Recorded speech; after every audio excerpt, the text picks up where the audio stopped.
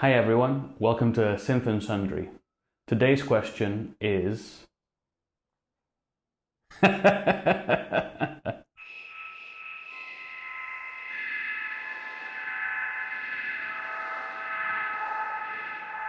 synth would I get if I had more money and more time?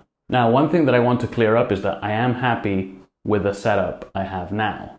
If I were to add another synth, it would have to fit and integrate well with what I already have. And with that in mind, I've narrowed it down to two options: the Hydrasynth by ASM and the MC707 by Roland. Now, I will grant you, they are pretty different, but there are features in each of them that I think would complement what I already have quite nicely. Starting with the Hydrasynth, I think that the interface is very well designed. So the first thing that grabs me is the mode select section. It looks almost like a sort of video game in a way, moving from level to level. In some cases you have some branching paths, and I think that is something that I haven't seen in many modern synths. It's clearly inspired, I think, by the Ensoniq classic synthesizers, which had similar diagrammed out structures on their control surfaces. I like having used the electrons. I like the idea of moving from section to section, and it helps to think through the process when you have it laid out in the way that it's done on the Hydrasynth. There is something where you're moving level by level, first the oscillators, then the LFOs, then the envelopes, filters, and so on. And you can either move in the structure that is suggested, or you can just jump from one to the other as needed. And I like that. Another thing that I like about the Hydrasynth is the fact that it has polyphonic aftertouch as well as a ribbon controller. So I think Jexus put it really well in his thoughts about the synthesizer. He has actually a video, one of his classic sound demo videos, which I recommend you to check out. I'll put a link down below to it, as well as to his thoughts. But he said that the Hydrasynth was this exotic mishmash of different influences. So the Ensoniq with the mode select section, the ribbon controller from making you think of the Yamaha CS80. So I love that they've put together these different elements of synthesizers that are very much loved by sound designers, and that is definitely a big draw to this synth. Now, with a Hydrasynth, would I go with a module or would I go with a keyboard version if I had the money to choose? My keyboard skills are nothing to write home about. I mainly use the keyboard as an input device to record MIDI sequences, and that's why I have a Keystep. I do appreciate the aftertouch on the Keystep, so the idea of polyphonic aftertouch sounds very interesting, but do I need a keyboard? Well, if I got the keyboard version, I think that would become my master keyboard, basically, because it has full-size keys. I think it's 49 keys, which is great. I mean, that would be a reason to get the keyboard, as well, of course, as the ribbon controller. I think that's I've never actually tried one of those. The Keystep has a touch, mod wheel, and pitch bend, and I love that. So the idea, kind of extrapolating from there, and the idea of a ribbon controller to be able to move between pitches across the keyboard range sounds very interesting. I would love to explore that. Now, at the same time, because I'm not, a keyboard player per se, the module is much more compact, it's cheaper, and also I'm very curious about the grid setup that they have. I think for where you can play notes, I think it's fully touch sensitive and pressure sensitive and so on. So I think that's pretty compelling. I'm also really impressed that ASM managed to really get most of the controls from the full version, from the keyboard version, into the module version. I think that is extremely commendable. If I think of other digital synth modules, notably, I think the Prophet was one of the digital Prophets where you had the keyboard version, looks great, lots of controls, and then you had the module version, and they really skimped on a lot of controls. It was you lost a lot of hands-on, controllability. I keep saying controllability, but that's what I think of. And then you look at the Hydrasynth keyboard module, you're retaining pretty much a lot of the sound design, hands-on control between the two models. Okay, let's move over to the Roland MC707 now. A long time ago, many years ago, I actually tried out Roland TR8 when it was a few months after it had come out. Incidentally, it was at a Elektron event. So there was this music school in New York that was hosting Elektron as they were presenting Overbridge, for the first time.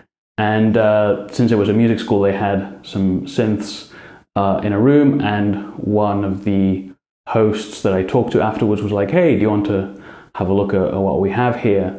And he fired up the TR8. And I was, at the time it was a very controversial, well, at least online, people were complaining about, about the look, about the direction that Roland was going with that. But what struck me with the physical unit was, first of all, it was very well built. And secondly, it was really hands-on. In a way, I was there for an Elektron event to learn about Overbridge.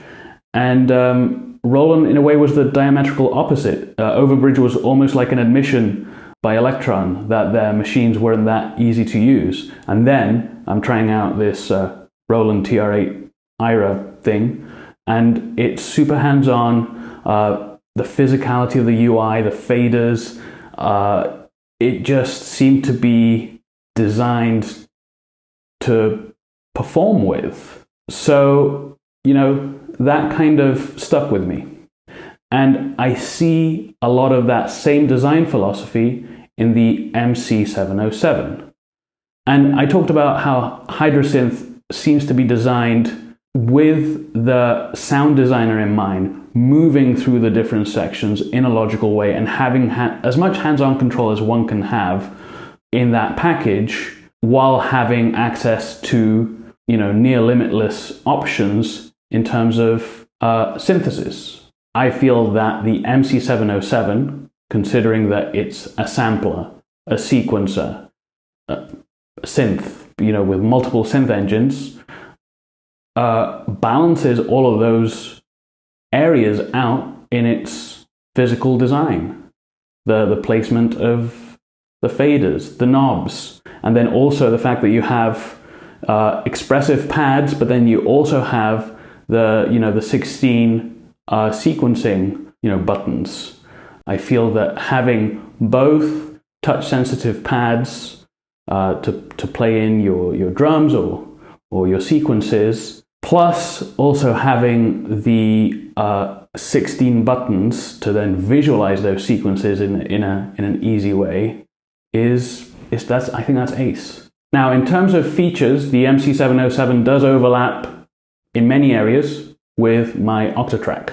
What it does have over the Octatrack, in a very, very clear sense, is its ZenCore technology, which to me just seems like some Illuminati time-traveling magic, because it seems to integrate both with its software products and Roland Cloud, and then with hardware. So I don't know exactly what it means to be able to grab sounds from their, emulations that they've put out both in software and hardware form, and then put them into the MC707. What's the degree of control that you have? But that does sound very interesting. And also, the MC707 has, I believe, full sound sets from the JV and XV line lines of Romplers, and I have the JV880. I love it. I love the sounds in it. So having those sounds in a more accessible package is a win-win. Plus the sampling, plus the sequencing, in a great physical form factor where you have hands-on control. You know, that to me sounds incredible, and it would integrate really well with what I have and the way that I make music. I was at that Overbridge event where my main concern was like, is Overbridge coming to the Octatrack? The answer is no, for very obvious reasons, because its hardware architecture was different from the analog line of synths and all the stuff that has come since then. But I feel that Elektron and Roland kind of have gone in different directions when it comes to this hardware-software conundrum. Personally, I'm not convinced with Overbridge. I used it a little bit. I made one track with it. It was fine. To be fair, that it was the early beta, so maybe now it's a more compelling offering. But my Analog 4 Mark 1, I don't think is supported by the latest version. If I'm wrong, please feel free to tell me in the comments. But I did find it that it took me away from the machine, and the reason why I got the machine was to use the machine. So I didn't find that Overbridge facilitated the music making process in an enjoyable way. There are some practical advantages to it, but I didn't feel like, oh yes, this is gonna make music making a lot more fun, in my case. Now, what I am curious about when it comes to Roland's ZenCore Zenology super synth cloud of awesomeness, I see it as a different approach than Elektron. The MC707 can stream multiple tracks of audio into the computer, so that's great. That's kind of like, you know, what Overbridge does. But then you have this synthesis aspect of sharing sounds, of being able to move through the history of Roland synths and accessing that. If they find the right balance in terms of choice, accuracy, and usability across different machines, then that's definitely something that I'm interested in looking into. So, will I get either of these synths anytime soon? The answer is no. I don't have the time nor the money at the moment. But, you know, hey, in a few years' time, maybe. Who knows? At the moment, I've got enough on my plate with this lot. Thank you so much for watching. Please, if you enjoyed the video, give it a thumbs up and consider subscribing. But until next time, have a good one. We are rolling. I don't even know if I'm in focus over there, but anyway, or even in shot. Honestly, I don't know.